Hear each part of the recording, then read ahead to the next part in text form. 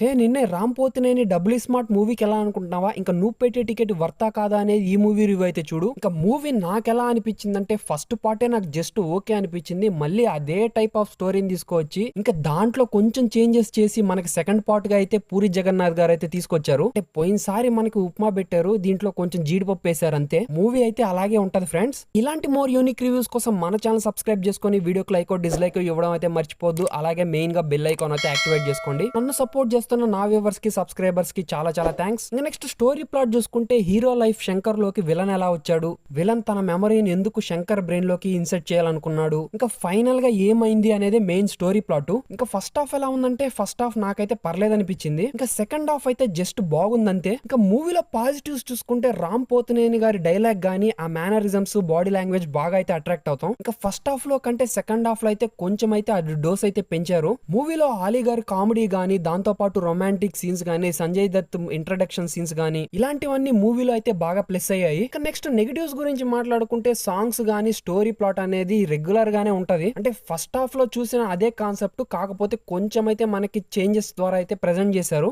Main గా second part లో climax అయితే నాకు యాజ్ ఇట్ ఈస్ గా పార్ట్ 1 లో ఉన్న production values same to same దించేశారు అంతే. ఫస్ట్ పార్ట్ లో వర్కౌట్ అయినవే మళ్ళీ రిపీట్ చేసినట్టు అనిపిస్తుంది మనకి సెకండ్ పార్ట్ లో. ఆల్మోస్ట్ కొన్ని సీన్స్ అయితే సేమ్ టు సేమ్ అనిపించాయి నాకు. మనకి ఈ పార్ట్ 2 లో అయితే ఒక లాజిక్ లెస్ సీన్ అయితే ఉంది. అది మీరు ఖచ్చితంగా ఫైండ్ అవుట్ చేశారో లేదో కామెంట్ సెక్షన్ లో కామెంట్ చేయండి. ఇంకా స్టోరీ స్క్రీన్ ప్లే నరేషన్ అనేది చాలా అయితే స్లోగా రొటీన్ గా అనిపిస్తుంది మనకి ఫస్ట్ పార్ట్ లాగా. ఇంకా నెక్స్ట్ పర్ఫార్మెన్స్ చూసుకుంటే రామ్ పోతినేని గారి పర్ఫార్మెన్స్ అయితే మూవీలో అయితే మనకి ఓవర్ డోస్ అనిపిస్తుంది. అంటే ఫస్ట్ పార్ట్ లో మనకి మాక్సిమం అనిపిస్తుంది, బట్ సెకండ్ పార్ట్ లో ఉన్న యాక్షన్ గానీ ఆ డైలాగ్ డెలివరీ గానీ మూవీలో చాలా వరకు ఫోర్స్ గా చెప్పినట్టు అనిపించింది నాకు. ఇంకా ఫైట్స్ కామెడీ సీన్స్ లో అయితే నాకు జస్ట్ ఓకే అనిపించింది. ఇంకా మూవీలో కావ్య గారు అయితే రొమాంటిక్ గా చాలా వరకు అయితే బోల్డ్ గా అయితే నటించారు మూవీలో. మరి ఓవర్ గా అయితే కాదులండి, కొంచెం లిటిల్ బిట్ అంతే. ఇంకా నెక్స్ట్ ఆలీ గారి పర్ఫార్మెన్స్ అయితే ఫ్యాబులస్ అంతే. నేనైతే చాలా వరకు కామెడీగా ఫన్నీగా చాలా వరకు నవ్వుకున్నాను. ఇంకా ఆయన పోర్షన్ అనేది మూవీలో చాలా వరకు కొన్ని దగ్గరలో పెట్టారు, అండ్ మూవీలో కొంచెం వరకు గ్రిప్పింగ్ గా కానీ వాడుకోండి